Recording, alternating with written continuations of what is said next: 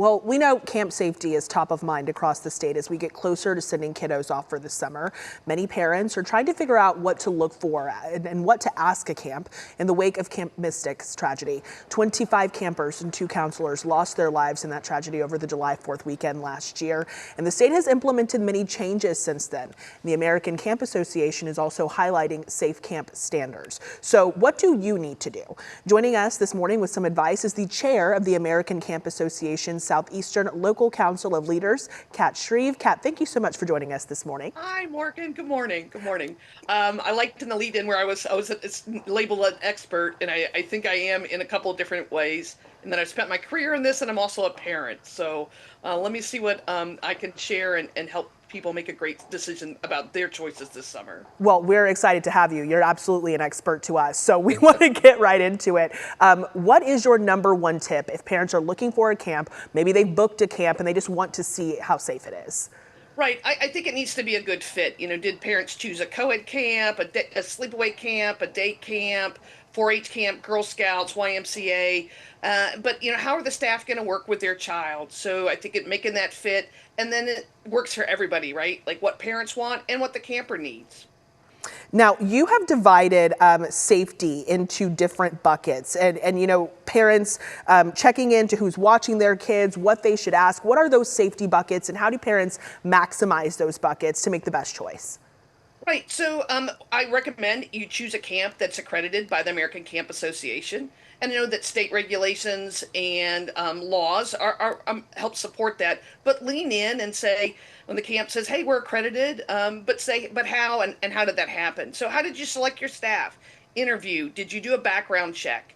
And then the training, you know, did they read a book? I'm making that as a light piece, but just spend a week or so. How did they get ready for this job? Did they have hands-on learning, guest speakers, opportunities to practice, all of those things about the camp experience? And then, you know, what's the camper to staff ratio?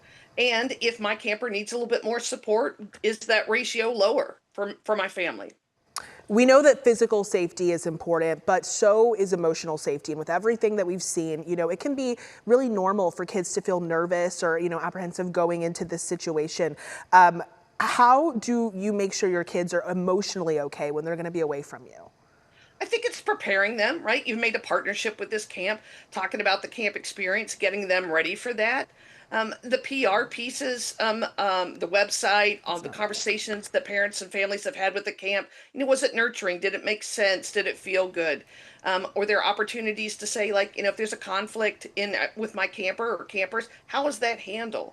Do we have an opportunity to talk it out? Are there specialists on staff that can help with some challenging behaviors? And then often we think about this, and as I talk to adults who had a camp experience, they're like, oh, I was homesick. You know, we talk about that missing home. It is absolutely one of those things that happens. And then how is that handled? How can we coach our child to be successful in the camp experience? And if we shift from away from safety and talk about programming, what is your best advice for parents when it comes to programming? Yeah, make the program fit, right? Like I've talked about that a little bit. Is it everything? Is it a drama camp where they spend 24/7 on drama, or is drama an activity? They have an opportunity for free choice. My camper gets to choose to go to this or that. Are we in skill level, age group kind of things? Is there everybody in there doing about the same level? You know, that's kind of stressful when everybody knows how to play volleyball and you don't.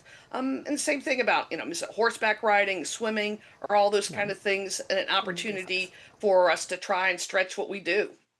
And my last question for you, you know, we've talked a lot about the safety and comfort of kids, but we know for parents, it can be really tough to leave your kids. You might want to hover. So what do parents do to keep their peace of mind when their kiddos are away?